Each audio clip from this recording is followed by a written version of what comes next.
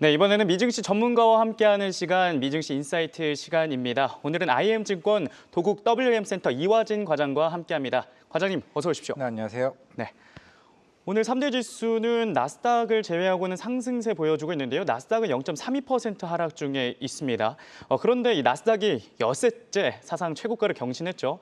네. 지금까지 나온 기업들의 2분기 실적이 좋은 것도 영향이 있는데요. 하지만 이 블룸버그 통신에선 미국 증시의 랠리 동력이 바닥나고 있다고 하면서 점차 비관론이 확산되고 있는데 과장님께서는 이제 이 미증시의 향방 어떻게 보고 계십니까? 네, 일단은 뭐 지난주까지는 이제 뭐 금융주들이나 아니면 항공주, 뭐 델타 에어라인이나 뭐 유나이티드 에어라인 같은 경우 실제 굉장히 호조세를 나와줬었죠. 물론 이제 달러화가 약세화되면서 어느 정도 그런 측면도 좀 있을 것으로 보이고 있는데, 물론 이제 앞에서 얘기했던 것처럼 뭐 록히드 마틴이나 제너럴 모터스와 같은 특히 관세에 좀 영향을 미칠 수 있는 산업들에 대한 실적 부진들이 좀 모습들을 보여주고 있는데, 제가 봤을 때는 이제 S&P나 나스닥 에 대한 가장 중요한 시점은 물론 내일 뭐 알파벳이나 테슬라도 있겠지만은 그 다음 주에 있을 이제 메타 등 여러 빅테크 업체들이 실제 좀 굉장히 좀 중요하다는 좀 생각을 하고 있습니다.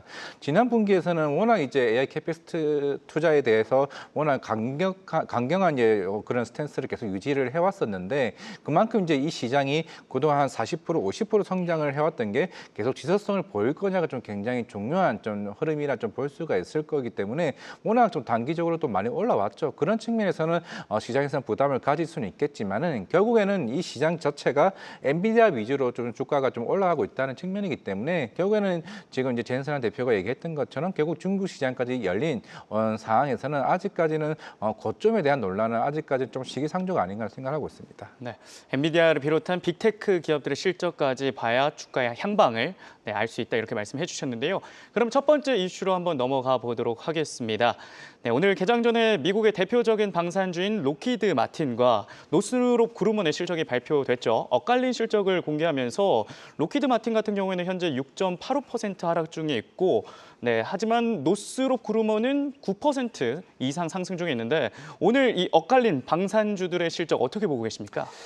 물론 이제 뭐 록히드 마틴도 올해 내내 이제 주가가 조금 지지부진한 모습을 좀 보여왔었고, 물론 이제 올해 트럼프 대통령이 이제 1월 20일 날 당선된 이후에 가장 먼저 한 게 결국에는 국방비 예산 축소였습니다. 물론 그러면서 사실 록히드 마틴과 같은 이제 그 수출 부품에 관련해서는 좀 그런 축소 부분이 좀 나와줄 수 있는 상황이고, 물론 이제 여러 국회에서도 국방부에서도 내년 예산안을 1,300조까지 이제 늘리는 이제 방안을 얘기를 하고는 있는데, 물론 아직까지는 이제 트럼프 같은 경우는 이제 여러 뭐 유럽이나 아시아 국가들에게 방위 분담비를 계속 늘리려고 좀 하고 있는 좀 상황이다 보니까, 물론 최근에 유럽 국가들이 최근에 이제 국방비를 증액하는 모습들을 하나둘씩 좀 보여주고 있는 측면이기 때문에 결국에는 지금 대다수의 이제 하반기나 아니면 내년 상반기쯤에는 이제 미국에 있는 방위 쪽 관련 산업들에 대한 수출 모멘텀이 본격적으로 부각되지 않을까 싶습니다. 지금 이제 록히드 마틴도 이제 한 7, 8% 이제 빠졌다가 조금씩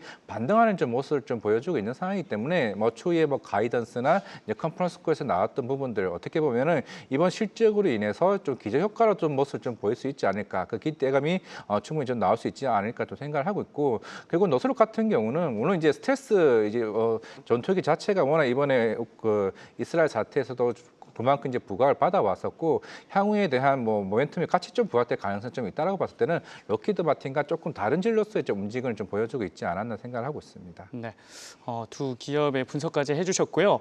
그런데 최근 들어 미국에서도 뭐 골든돔 만든다고 하면서 예산 늘리고 있고, 또 유럽에서도 국방 예산 늘리고 있지 않습니까?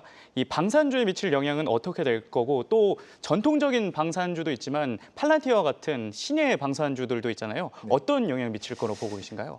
일단 뭐 팔란티어 같은 회사들은 계속 꾸준히 수주를 지금 쌓아가고 있는 거죠. 우리 이미 뭐 작년부터 시작을 해서 뭐 CIA나 아니면은 이제 다른 이제 그 국방 산업이나 이제 정부 기관에서도 계속 꾸준하게 수주를 받고 있는 산업이기 때문에, 이거는 팔란티어는 이제 그 미국의 국내뿐만 아니라 특히 해외 쪽으로 시장을 점차적으로 확대해 나가고 있는 좀 상황이기 때문에 거기서의 모멘텀은 이제 실적이 성장하는 구간에 있는 산업이고, 그럼 이제 그런 록히드 마틴과 같은 전통적인 산업 같은 경우는 물론 지금 유럽이 좀 좀 굉장히 견제를 될 수밖에 없는 게 특히나 최근에 뭐 라인메탈 같은 회사들 같은 경우는 이제 레오나르도와 같은 회사들과 지금 합병 이슈가 계속 나오고 있죠. 그만큼 덩치를 굉장히 더 키우고 있는 좀 상황입니다. 그만큼 이제 유럽 국가들은 이번 그런 우크라이나 사태와 이스라엘 사태를 이제 경험을 하고 난 이후에 이제 결국에는 그런 방산 산업에 대한 경쟁력을 더 키우고 있는 좀 상황이다 보니까 물론 당연히 국방비가 증액이 되게 되면은 물론 이제 트럼프 대통령은 나토 국가들에게 계속 이제 압박을 가하겠죠. 우리 쪽 그런 수출품들을 많이 가져가서 이제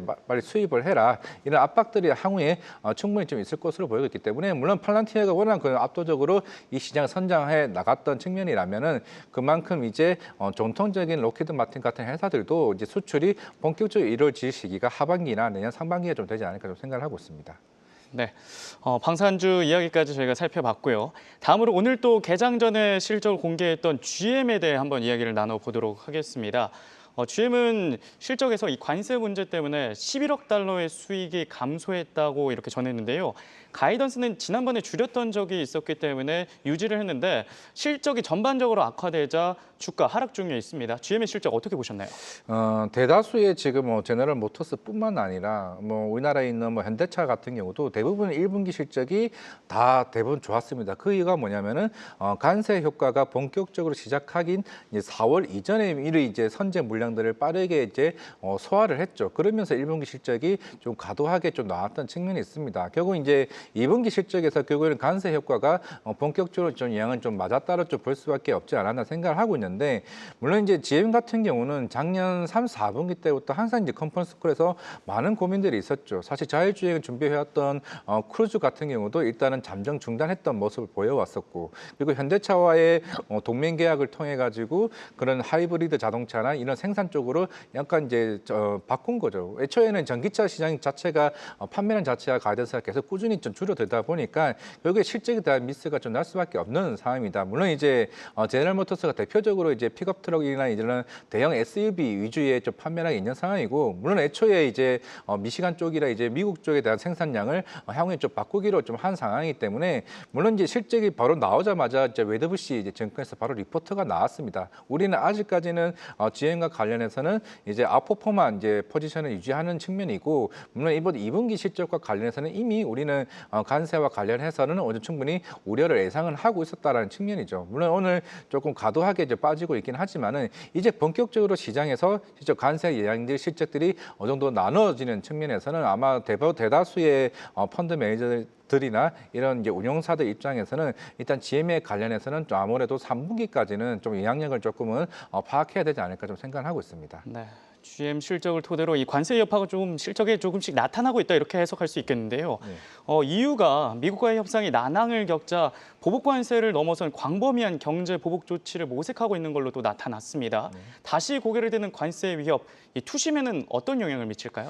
일단은 결국에는 지금 이제 8월 1일까지 일단은 어느 정도 유예 기간이 있는 좀 상황이긴 하지만은 물론 베스트 재무장관도 여기와 관련된 연장에 대한 논의를 어느 정도 무조건 닫아놓지는 않은 좀 상황이긴 합니다. 물론 이제 자동차 같은 경우는 이제 25% 일단은 관세를 매기고 있고 여기다가 이제 부품도 마찬가지 25% 관세를 매기고 있죠. 물론 이제 결국에는 물론 중국도 마찬가지고 이제 특히 EU 국가들도 아직까지 남아 있는 이런 관세 협상에서 좀 결국에는 어느 정도 우리가 제한을 가져왔던 이 마진 요소는 더 축소될 좀 가능성이 좀 충분히 저는 있다 좀 보이고 있는 상황이기 때문에 지금 2분기 실적이 안 좋아지고 있는 흐름보다도 3분기 때는 충분히 어느 정도 해소되는 이제 국면으로 저는 해석하는 게 좀 맞지 않을까. 물론 이제 그 축소되는 기간이 점차적으로 느려지게 된다라고 하게 되면 조금 시각 자체를 조금 굉장히 보수적으로 좀 봐야 되는 시각도 좀 있지 않을까 좀 생각은 하고 있습니다. 네.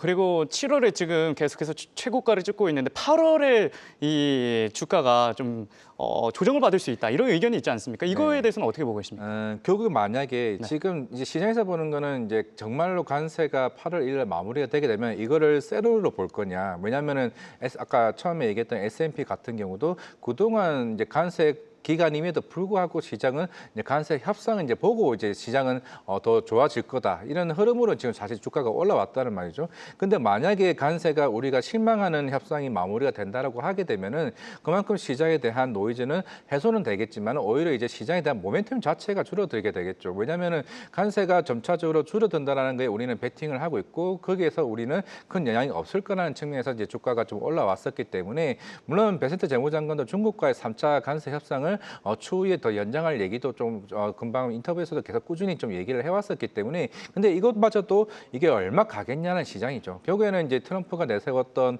부채 한도 협상안 관련해서 결국에 7월 이제 30일이죠. 30일자의 그런 이제 향후에 금리 인하에 대한 여부도 어느 정도 9월달에 미뤄진다라고 보게 되면은 좀 그에 대한 영향도 충분히 좀 있을 수 있다고 생각하고 있습니다. 네, 8월 조정설에 대해서 저희가 이야기 나눠봤습니다. 지금까지 IM증권 도곡 WM센터 이화진 과장과 함께했습니다. 과장님 고맙습니다. 네.